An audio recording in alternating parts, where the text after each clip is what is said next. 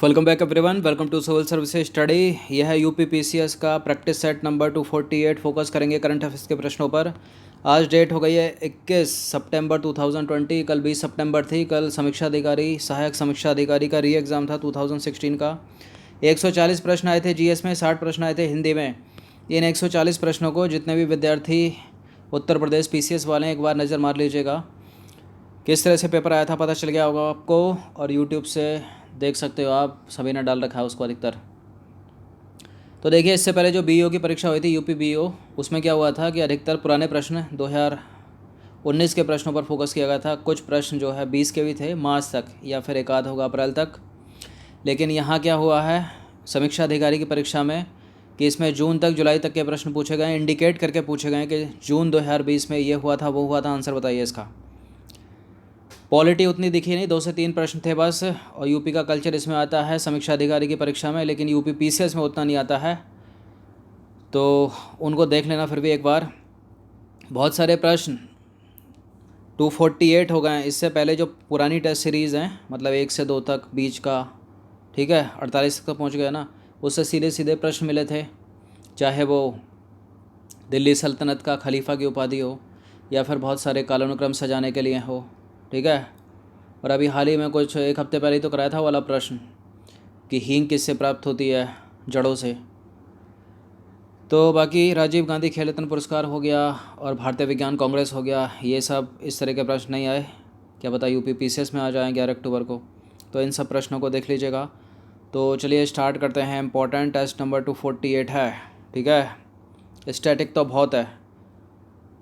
UPSC civil से बाकी जितनी भी टेस्ट सीरीज़ करा रखी हैं, उन सारे टेस्ट को एक बार देख कर चले जाइएगा। पीसीएस में सब कुछ मिल जाएगा उनसे। बाकी देखते हैं करंट अफेयर्स को, चलिए। तो क्वेश्चन नंबर 1 पर आ जाइए, और बाकी इंपॉर्टेंट स्टैटिक भी आती रहेगी यूपी पीसीएस के लिए। जनवरी 2020 में बापू नाडक्कणी का निधन हो गया। वे किस क्षेत्र से संबंधित है बताइए। बापू नाडक्कणी किस क्षेत्र से संबंधित है ये क्रिकेटर थे, क्रिकेटर। तो खेल से हो गया, इसका आंसर बी हो जाएगा। तो देखिए, इन्होंने इंग्लैंड के खिलाफ एक ही टेस्ट मैच में लगातार 21 ओवर मेडन फेंके थे। 21 ओवर मेडन फेंके थे, और ये भारतीय ऑलराउंडर थे पूर्व। इन्होंने 191 प्रथम श्रेणी के मैच खेले, जिसमें 500 विकेट इन्होंने लिए और 8,880 रन बनाए। 86 वर्ष की अवस्था में इनका निधन हो गया। क्वेश्चन नंबर 2 है, संघाई सहयोग संगठन के अजूबों की सूची में किस भारतीय स्मारक को शामिल किया गया है। किसको शामिल किया गया है।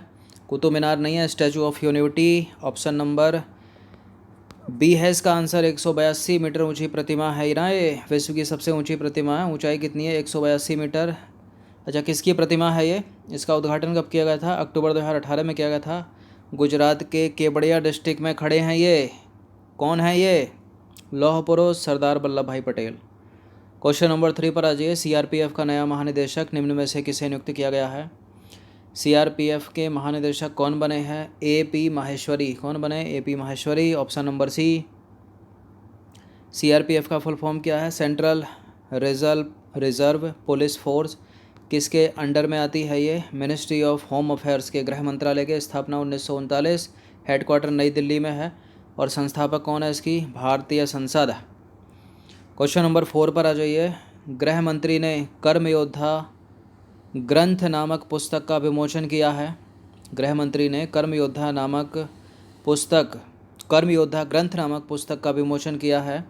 अब बताइए, यह पुस्तक किस भारतीय राजनेता के जीवन पर आधारित है। किस भारतीय राजनेता के जीवन पर आधारित है ये है प्रधानमंत्री अपने नरेंद्र मोदी। भारतीय जनता पार्टी के नए अध्यक्ष कौन बने हैं बताइए। भारतीय जनता पार्टी के नए अध्यक्ष कौन बने हैं, Jagat Prakash Nadda. Jagat Prakash Nadda, option number C. तो जगत प्रकाश नड्डा 11वें अध्यक्ष बने हैं। यह 2022 तक अपने पद पर रहेंगे। इसका तो आंसर ही दिख गया आपको। देखिए, गोल्डन ग्लोब अवार्ड 2020 में बेस्ट मोशन पिक्चर ड्रामा का खिताब किस फिल्म को दिया गया है। अभी एक प्रश्न पूछा था, ऑस्कर 2020 किसको मिला, उसमें जोकर एक ऑप्शन था। क्या सही उत्तर है उसका, पैरासाइट 1917, इसका आंसर है सी। तो देखिए 1917 है क्या, ये प्रथम विश्व युद्ध की पृष्ठभूमि पर आधारित फिल्म है और यह 77वें गोल्डन ग्लोब अवार्ड में सर्वश्रेष्ठ मोशन पिक्चर ड्रामा श्रेणी में विजेता बनी है तथा जॉकिन फिनिक्स इसमें सर्वश्रेष्ठ अभिनेता हैं और ब्रैड पिट सर्वश्रेष्ठ सहायक अभिनेता। गगनयान मिशन के लिए भारतीय वायुसेना के कितने व्यक्तियों को रूस में प्रशिक्षण के लिए चुना गया है? ये इंपॉर्टेंट है प्रश्न, ये नंबर में याद रखिएगा, 4 लोग हैं ये। तो इस मिशन के तहत भारत 2022 तक पहली बार एस्ट्रोनॉट्स को अंतरिक्ष में भेजेगा। इसके बाद 2030 तक स्पेस स्टेशन लॉन्च करने की तैयारी करेगा। अब इन 4 में से और मलाई छाटेंगे, एक ही जाएगा, ठीक है। क्वेश्चन नंबर 8 पर आ जाइए। ऑस्ट्रेलियन ओपन 2020 के पुरुष एकल का विजेता कौन है? ये इंपॉर्टेंट है प्रश्न। ऑस्ट्रेलियन ओपन 2020 के पुरुष एकल का विजेता कौन है? नोवाक जोकोविच। कौन है? नोवाक जोकोविच, सर्बिया के हैं ये। ऑप्शन नंबर ए है इसका आंसर। तो 2019 में नोवाक जोकोविच ने पुरुष एकल का खिताब जीता है। अच्छा, हराया किसने? क्योंकि विजेता तो सब रट लेते हैं, उप विजेता भी पूछ लेता है। उप विजेता कौन है? डोमिनिक थेम, ठीक है, डोमिनिक थेम याद रखना। 2020 में इन्होंने 8वीं बार जो है पुरुष एकल का खिताब जीता है, ठीक है, नोवाक जोकोविच ने। अच्छा, फीमेल में पूछ लिया जाए तो ऑस्ट्रेलियन ओपन 2020 के महिला एकल का खिताब किसने जीता? बताइए इनमें से। वीनस विलियम नहीं है, सिमोना हालेप नहीं है, Sofia Kenin, option number C. तो देखिए कहाँ के खिलाड़ी हैं सोफिया कैनिन? अमेरिका के खिलाड़ी हैं ये। और सोफिया कैनिन ने महिला एकल का खिताब पहली बार जीता है, इसलिए इंपॉर्टेंट है, पूछा जा सकता है पीसीएस में। क्वेश्चन नंबर 10 पर आ जाइए। इनमें से किसे मरणोपरांत पद्म विभूषण 2020 से सम्मानित नहीं किया गया? इस तरह का प्रश्न आया था ना, नंबर में पूछा था कि कितने लोगों को मिला है, 4 को, 3 को, 5 को, ऐसा था प्रश्न इनमें समीक्षा में। तो अरुण जेटली जी को मरणोपरांत मिला है, जॉर्ज फर्नांडीज़ को मरणोपरांत मिला है, सुषमा स्वराज को मरणोपरांत मिला है, लेकिन पंडित छन्नूलाल मिश्रा तो जीवित हैं अभी। तो इसका आंसर क्या हो जाएगा? ऑप्शन नंबर डी, पुरस्कार इनको मिला है लेकिन ये जीवित हैं। तो देखिए यह प्रसिद्ध शास्त्रीय गायक हैं तथा वर्तमान में जीवित हैं और इन्हें भी पद्म विभूषण दिया गया है, ठीक है। टोटल 7 लोगों को मिला 2020 में, नंबर में याद रखिएगा, पद्म विभूषण। क्वेश्चन नंबर 11 पर आ जाइए। अनिरुद्ध जगन्नाथ को पद्म विभूषण 2020 से सम्मानित किया गया, वह किस देश के पूर्व प्रधानमंत्री हैं? किस देश के हैं ये? अमेरिका के तो हैं नहीं, ब्रिटेन के हैं या मॉरिशस के या ब्राज़ील के? बताइए। अनिरुद्ध जगन्नाथ किसके हैं ये? मॉरिशस के। ऑप्शन नंबर ए है इसका आंसर। देखिए पद्म विभूषण 2020 में 7 लोगों को दिया गया है।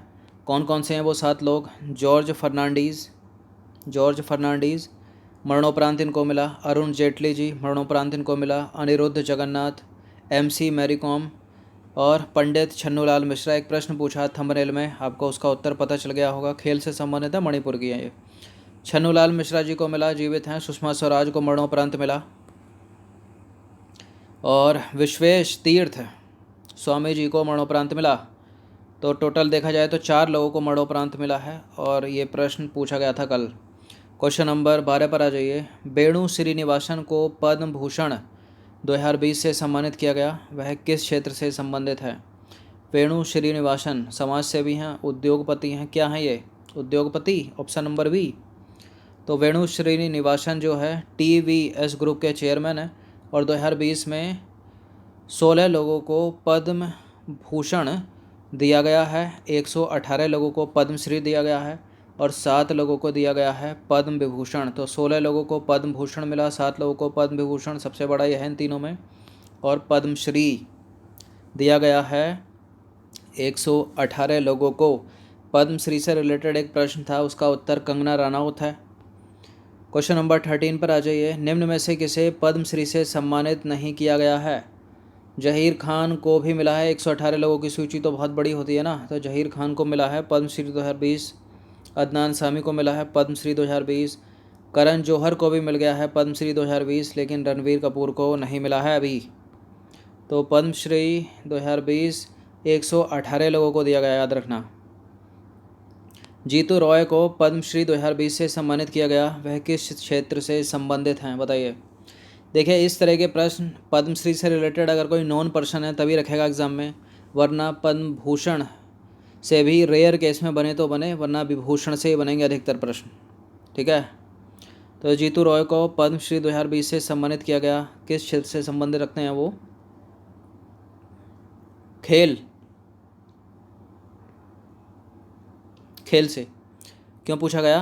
क्योंकि जीतू रॉय उत्तर प्रदेश की राजधानी लखनऊ में स्थित 11वीं गोरखा रेजिमेंट के प्रसिद्ध निशानेबाज हैं, याद रखना।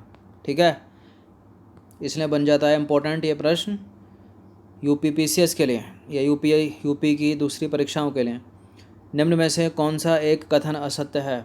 आनंद महिंद्रा के सामने लिखा है पद्म भूषण 2020, कंगना रनौत के सामने लिखा है पद्मश्री 2020, पंडित छन्नूलाल मिश्रा के सामने लिखा है पद्म विभूषण 2020 और मनोहर पर्रिकर के सामने लिखा है पद्म विभूषण 2020।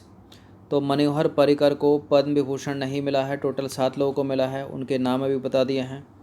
तो देखिए मनोहर पर्रिकर को पद्म भूषण दिया गया है, ना कि पद्म विभूषण। पद्म भूषण 16 लोगों को मिला है ना, और पद्म विभूषण 7 लोगों को और 118 लोगों को मिला है पद्मश्री, जिसमें कंगना रनौत और करण जौहर का नाम है। ठीक है, तो कुछ इंपॉर्टेंट प्रश्न थे। बाकी राजीव गांधी खेल रत्न पुरस्कार इंपॉर्टेंट है, सभी को याद रख लेना। 3, 4, 4, 5 कैटेगरी में मिला है।